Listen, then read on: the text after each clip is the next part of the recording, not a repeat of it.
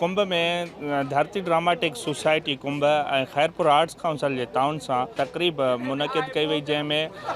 Stage नाटक नाले वाले लेखक सांवल गाओ जो लिखियल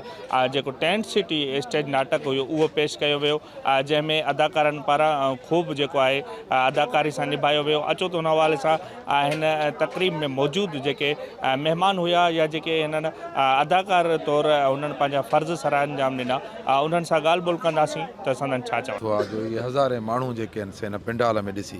ऐं ॿियो सचपच उन खां वधीक मूंखे जेका ख़ुशी थी जो कोई इस्लाही ड्रामो टेंट सिटी,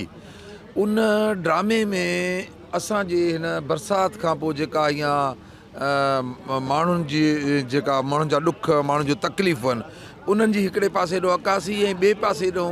जेके हथरादू जेके गैर मुस्तहिक माण्हू आया उन्हनि जेको माण्हुनि जी हक़ तलफ़ी कई, उन्हनि सभिनी पासनि जी निशानदेही सरकार ते बि तनक़ीद हुई, उन्हनि जे चङनि कमनि खे बि जेको आहे सो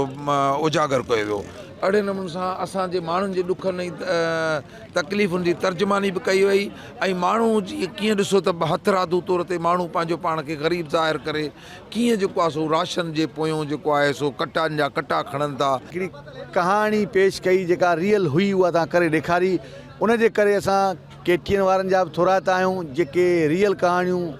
ऐं चैनल ते हलाए जीअं ॿिया ॾिसी असांजा दोस्त जीअं ग़रीबनि जो हक़ु थो खाइजे उन खां परे रहनि। असांजी हमेशह इहा कोशिश रही आहे त जेकी असांजा कलम धणी आहिनि जेकी लिटरेचर कल्चर जे लाइ ख़िदमतूं सर अंजाम ॾियनि पिया त उन्हनि जे फ़न उन्हनि जे आर्ट ऐं उन्हनि जी जेका लगन आहे कम सां उनखे असां मञता ॾियूं। इन मौक़े ते जेको टेंट सिटी स्टेज प्ले कयो वियो उनजो मक़सदु इहो हो त इनकरेजमेंट ॾियणी आहे माण्हुनि खे। हीउ हिकिड़ो इतफ़ाक़ आहे, हादसो थी वियो आहे, हाणे उन मां असां हिक ॿिए जी मदद कईसीं। हाणे असांजो फ़र्ज़ु आहे त असां पंहिंजे पेरनि ते बीहूं। दुनिया जे अंदरि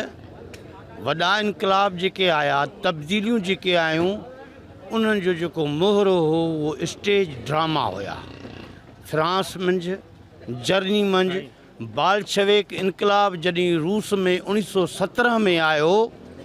उहो बि मैसेज अवाम ताईं इन अंदाज़ में पेश कयो वियो। मैसेज इहो हुयो त कुझु माण्हू अहिड़ा बि जेको मूं कैरेक्टर कयो, कुझु माण्हू अहिड़ा बि आहिनि जिन जो को नुक़सानु न थियो हो, पर माना हो क़ौम खे हिकिड़ो बदनाम करण वारो जीअं चकर हूंदो आहे न, ओड़ा बि कैरेक्टर आहिनि असां वटि। कुझु मज़बूत माण्हू आहिनि जेके चवंदा 2-3 ॾींहंनि जो थियो हिकिड़ो, उन खां पोइ वरी रिस्टोर थी वियो सॼो सिस्टम, हर को पंहिंजे धंधे धाड़ी ते लॻी वियो। पर अञा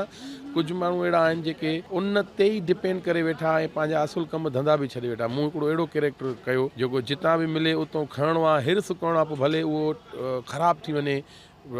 जेके बि मां राशन वरितो आहे ख़राबु थिए, पर मां हिर्स में वञा बि वठंदो